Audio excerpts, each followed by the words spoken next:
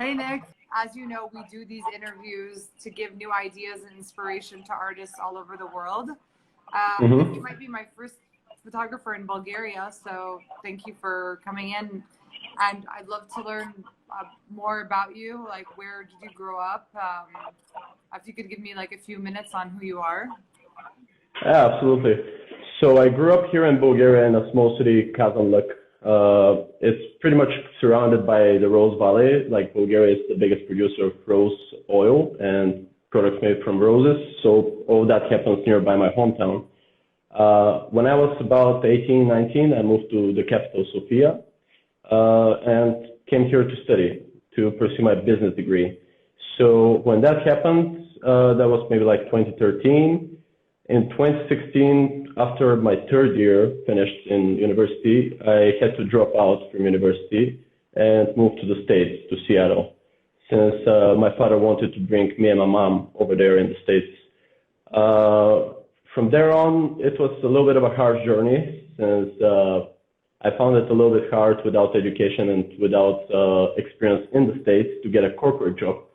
And I just worked all sorts of different jobs. Why did you go back to school in America? I was actually thinking about it very seriously, but the high prices of the education over there were kind of stopping me, to be honest. Wow. Like, compared to Bulgaria, America is maybe like 20 to 30 times more expensive for education, public schools. And yeah, that's at some point, maybe like in the late 2017, I kind of burned out from overworking like 70 to 90 hours a week. What were you doing? What were you working on? So since none of the corporations that I was applying for was hiring me, we bought a brand new Prius and I started doing lifts. Awesome. Like driving people around with lifts with my car. After that, Amazon opened up like a program, like you can deliver packages with your own car, Amazon Flex. So I started doing that as well, and I was still applying for jobs, going to interviews, but still nothing was really happening. Like, I would go to the second, third stage of an interview, and that's about it. Yeah. And eventually, exactly in the late 2017, reaching burnout point, I went to an event where the guest speaker was a guy that I was really inspired from entrepreneurial standpoint of view. And I realized he's actually a world-renowned action sports photographer. His name is Chase Jarvis. He's also from Seattle. And in the end of the event, there was like a quick, like, you can take a selfie, ask a quick question, that's about it. So right then and there, we had like, he spent 5 minutes talking to me. Like, we were supposed to take a selfie, we spent 5 minutes talking, and realistically, I've always had like a passion for photography, but when I was younger, never had like the chance, like financially and time-wise, to pursue it in some way. And after that 5-minute conversation with Chase Jarvis, like a light kind of popped up in my head, and I was like, yeah, I mean, I can work less and start learning photography from like the ground zero.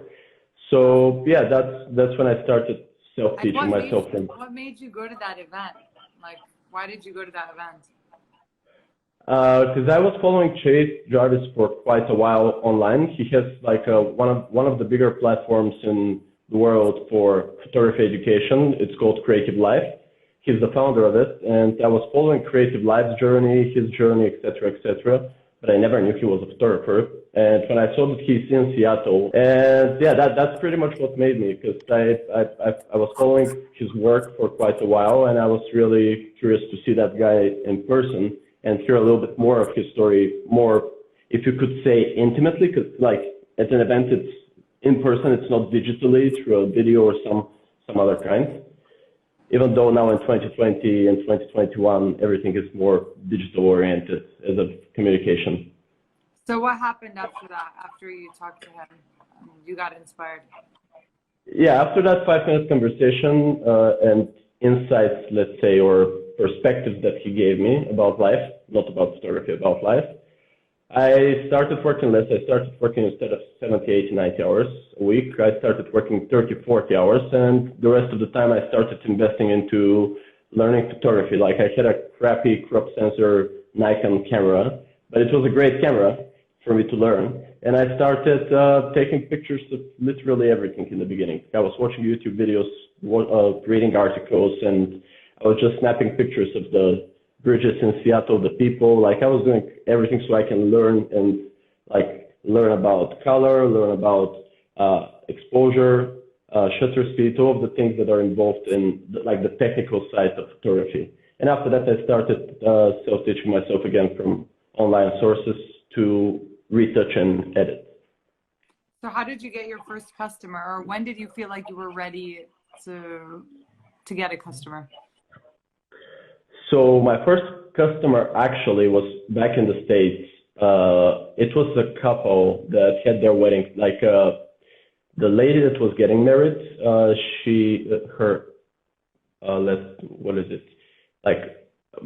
friend of mine, her aunt was getting married, and that friend of mine, she's a photographer, and she told me, Nick, I know you do photography. I'm not going to be able to. How'd you become getting a friend? Through Instagram, honestly, through Instagram and social media. That's where I found pretty much all of my friends in Seattle, because Seattle, I don't want to say bad things. Like, Seattle is a great place. It's an amazing place, a lot of opportunity.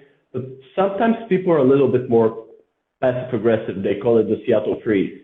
So it's a little bit harder to make friends. And through photography, that kind of happens naturally, because I was meeting new people constantly, especially through social media. We were going on road trips, going on different locations.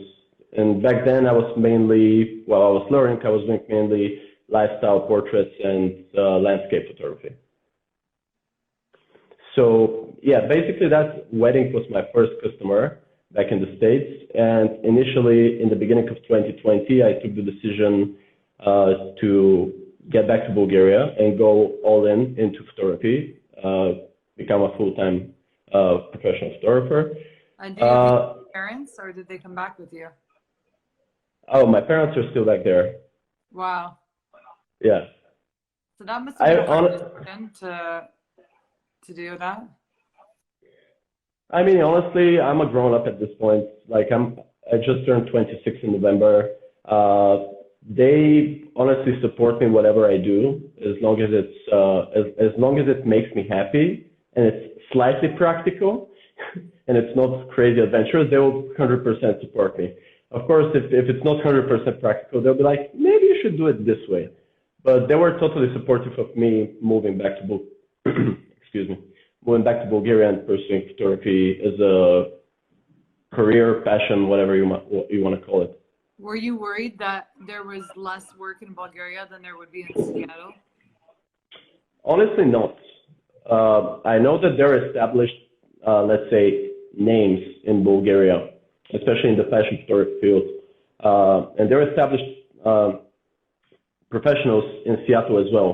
But looking at it from a business perspective, the competition in America, and specifically in Seattle, is a lot more compared to Bulgaria. Bulgaria is a lot smaller country. And like from economics or business perspective, like the market is smaller, so there's going to be less competition. So maybe you have a higher chance of succeeding a little bit quicker rather than being in Seattle or the States in general. Like if I move to Los Angeles, it's going to be pretty hard to stand out, to be honest. Because there is a lot of great creatives in all over the States, all over the world, and specifically in Los Angeles as well. So run me through what your life is like now. Currently, I'm a lot more focused on, like, I just rebranded my website, because before I had like weddings and couples and all sorts of other clients that I had. I put everything on my website. So I had let's say, a deep conversation with a friend that kind of slapped me, quote unquote, in the face and told me, if you want to do fashion photography only, don't put like weddings and whatnot on your website. I was like, yes, I was thinking about that for a long time, but I guess I needed somebody else also to confirmed that thought of mine that I was having in my mind. So now what I'm currently doing on a daily basis, of course, I have my photo shoots with clients. Tomorrow I have a photo shoot with 2 models that is from agencies, which I mostly shoot models from agencies, and that's mainly for editorial and beauty kind of shoots.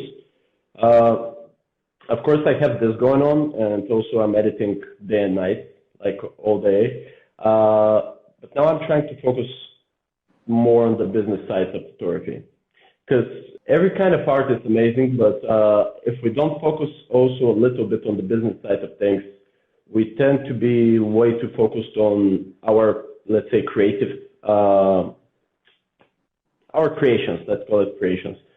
Is it going to be photography? Is it going to be some kind of art? Is it going to be videography? Every single piece of art that you can name, there is always the need of a business perspective on what's going on. So we can, in the end of the day, we have to make money, we have to pay bills. It's something that all of us experience. So yeah, I'm currently focusing mostly on that. I'm focusing on my Google ads. I'm focusing on promoting more my website. I'm going to be cold emailing directly smaller brands, medium-sized brands with, let's say, an offer to work, a mood board, something that would work for them. And it's going to be tailored just for them, not like random emails to everyone with the same text. So that's pretty much my day-to-day right now. So what advice do you have for like getting that those first clients, or like you said, you were cold emailing?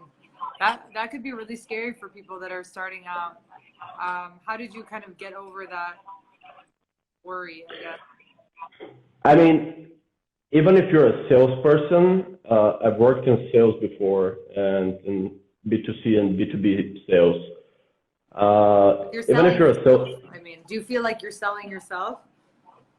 Yeah, in a way, it always feels like that. And that's what I was going to say. Even if you're a salesperson and you're selling a product or a service, it always feels a little bit scary, especially writing that email. And it's the same thing like sharing something, let's say, on the internet, like in Instagram. All of these thoughts start going through your mind. Are they going to like it? Am I going to get accepted? Are people going to perceive it the right way or the wrong way? And all of that stuff. So my advice would be, firstly, before you get your first client, be patient and work hard all the time.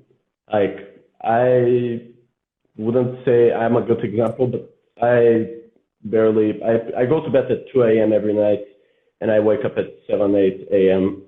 because I pretty much edit until 2 a.m. And it's not because I have to, it's just because I want to. I love photography, and I love editing, and I love creating. So my advice would be patient, put your heart into what you're doing, because that's what's going to make it matter in the end of the day for you personally, subjectively, because some of the other factors are a little bit hard to control. And from the sales side, I would say just like throw the ball at the wall. It might stick at some point. Like you have to try. Unless you try, you can't really know how the person is going to reply. Are they going to become a client, or they're not going to become a client? Even if you're super self-confident and you have an amazing body of work, that client might just not be for you, or you might not be for them, and they might decline you anyway. Was that something that answers your question? Yeah, of course. I'm just looking through some of your photos, and I'm wondering how you worked on your editing. How did you develop your editing style, and like what advice do you have for that? Like, how many hours of work does it take to get to this point? Oh, a lot. I mean, for everybody it's differently. For some people it comes naturally. I definitely wouldn't say it came naturally to me, editing, because in the beginning, every person, I believe, I mean, I might be totally wrong, every person is like, oh, saturation, oh my God, that's so crazy, that's so beautiful. Yeah. But eventually with time, you start looking at other people's work, and you start, like, if you're self-taught and you're not going to school for it, you're going to be looking at bazillion videos on YouTube or bazillion articles, or you're going to be taking online classes, and you're going to see how every person would approach editing, and that's going to be basically their personal style. And also there is the color science and all of that in editing and in shooting.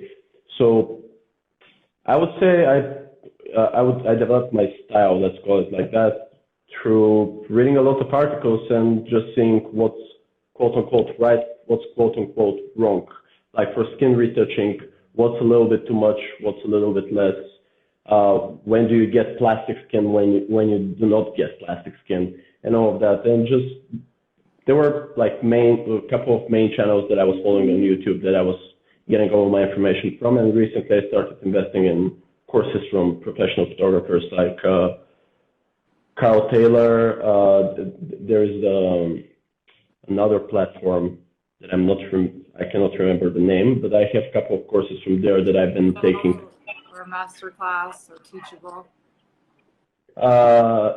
No, it was another name. I totally forgot. I don't know. It just went out of my mind. Yeah.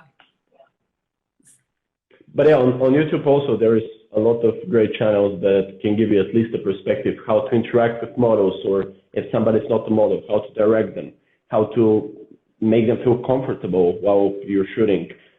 Are you going to have a conversation with them before you start shooting? Are you going to ask them some random question? Do a little bit of a short talk where you get them a little bit in the zone that, okay, they're not actually taking my pictures.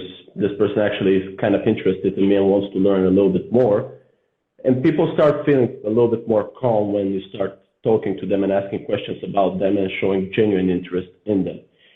So I would guess that's the way, and maybe being an extrovert helps a little bit.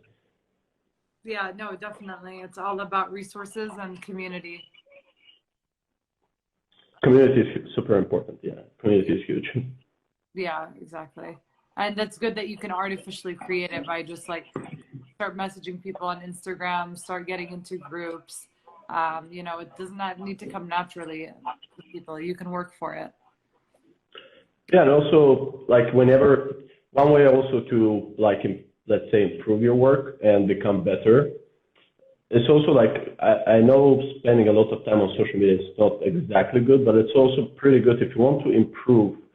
You can like just write down fashion photographer or fashion photography and just start looking through all of the photographers or people that under that hashtag that have posted, and just look how different people edit, how different people shoot, what kind of lights they use, how do they use it, why do they use them like that? Are they shaping the face like this or like this?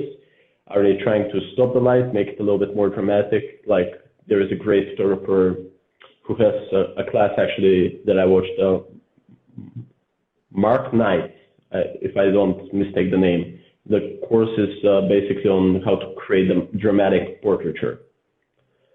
So yeah, all sorts of people like this you can definitely find on Instagram and YouTube and all the social medias. And by constantly like giving yourself also a check of like, what I mean is basically doing a self-check every now and then. Where is my work right now? Where can I take it? And how can I do that? And why, of course. Like, why is a very important question at the end of the day. Great. Well, thank you, Nick, for joining us. And stay safe and best of luck. Thank you very much, Christina. Stay safe in Los Angeles as well. And I hope that that was useful and helpful to some people.